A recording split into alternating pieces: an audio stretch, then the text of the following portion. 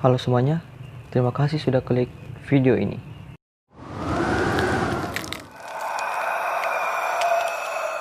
Jadi di video kali ini kita akan membahas tentang makhluk mistis lagi.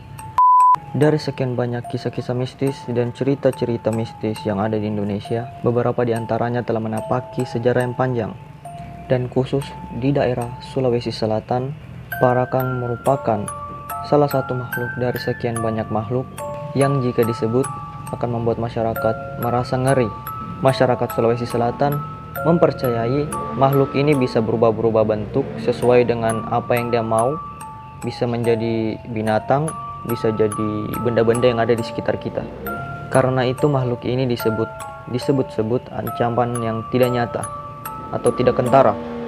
Tidak puas mengganggu, makhluk ini juga tidak segan-segan untuk menghabisi nyawa korbannya. Nah, seperti apa kisah Parakang yang tersebar di masyarakat? Ini dia pembahasannya. Yang pertama, Parakang adalah jelmaan orang yang melakukan ilmu hitam, tapi setengah-setengah. Parakang jelmaan orang yang gagal belajar ilmu hitam. Menurut kepercayaan masyarakat sekitar, Parakang adalah manusia biasa. Jadi manusia ini belajar ilmu hitam seperti pesugihan dan sejenisnya.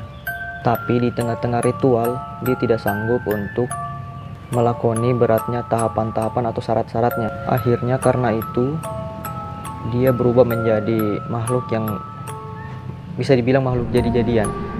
Masyarakat juga meyakini bahwa darah Parakang ini bisa diturunkan dari kakek ke cucunya, turun terus.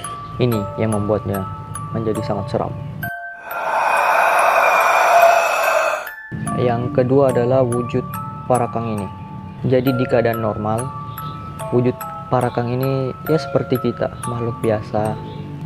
Tapi ketika makhluk gaib ini beraksi, matanya terlihat seram dengan warna bola mata yang merah menyala, lidah yang panjang dan dijulurkan keluar, kulit keras dan tebal, kuku tajam memanjang, serta tak mempan ditembus apapun. Yang ketiga, bisa berubah kapanpun dan dimanapun. Jadi makhluk Parakang ini tidak seperti makhluk yang lain yang biasanya berubah hanya di malam hari.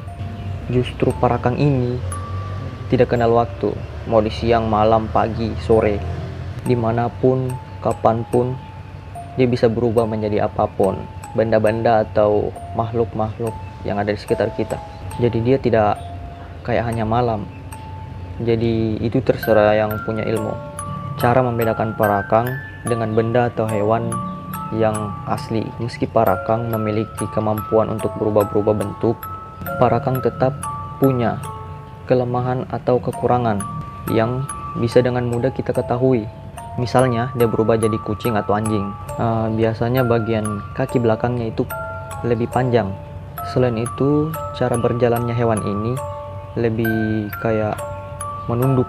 Perwujudan hewan dari Parakang ini juga biasanya bisa dilihat dari cara berjalannya. Jadi cara berjalannya itu kayak menunduk karena kaki belakangnya kan panjang. Tapi kalau saat berubah menjadi pohon, pohonnya itu berbentuk seperti manusia. Jadi bentuknya hanya dua ranting yang kayak tangan manusia. Yang selanjutnya adalah korban yang diincar oleh Parakang. Berdasarkan cerita turun-temurun yang diceritakan, Parakang biasanya mengincar seseorang yang sudah sekarat atau diambang kematian. Tujuannya untuk menghisap organ dalam seperti usus, hati, dan lain sebagainya. Anak-anak dan orang tua yang dalam keadaan sedang sekarat konon katanya didatangi oleh Parakang. Selain itu, ibu hamil yang mengandung janin juga dianggap sebagai makanan segar oleh Parakang. Seorang warga Bacukiki, kota Parepare, Sulawesi Selatan, bernama Ardan, 60 tahun, mengaku pernah bertemu langsung dengan sosok Parakang. Katanya, Parakang itu ada dan wujudnya tetap menyerupai manusia.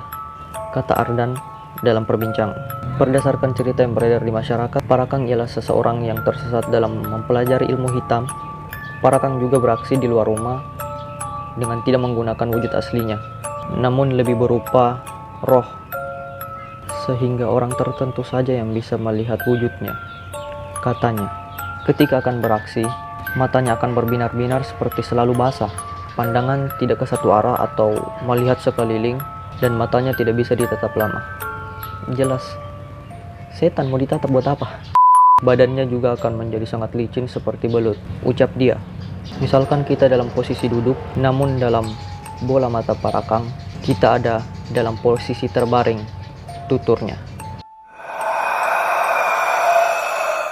Selanjutnya adalah cara mengalahkan parakang. Jadi parakang ini selain bisa tampil menyeramkan, bisa menjadi benda atau binatang yang aneh, konon parakang juga memiliki kelemahan. Kabarnya parakang ini bisa menghilang jika dipukul dengan satu kali pukulan atau pukulan tunggal. Sebaliknya kalau kita pukul beruntun, itu tidak akan berpengaruh untuk dia. Karena itu, pukul hanya sekali saja, lalu lari. Setelah terpukul sekali, jasad mereka dikatakan akan meninggal atau tewas. Orang pedalaman Sulawesi Selatan umumnya paham jika tiba-tiba ada yang meninggal di rumahnya tanpa sakit, bisa jadi dia adalah parakang yang terkena pukulan tunggal. Sebab dalam prakteknya, yang keluar mencari mangsa itu hanya rohnya, dan jasadnya itu tinggal di rumah. Jadi ketika jiwa gentayangannya dipukul, jasad yang ada di rumah itu mati atau tewas. Konon makhluk ini masih ada hingga sekarang. Karena itu bisa diturunkan dari dari kakek ke cucunya dan seterusnya. Karena ketika mau meninggal, parakang ini akan menurunkan ilmunya kepada anak atau cucunya sebelum dia mati atau dia meninggal. Karena kalau tidak menurunkan ilmunya, kematiannya akan sangat-sangat sengsara. Inilah yang membuat parakang secara turun-temurun tidak pernah benar-benar hilang. Jadi sekian dulu video untuk hari ini. Jangan lupa untuk nonton Jangan lupa untuk nonton video-video sebelumnya yang ada di sini.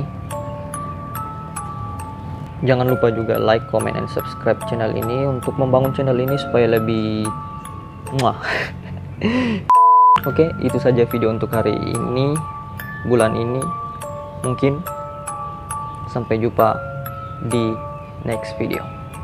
Goodbye.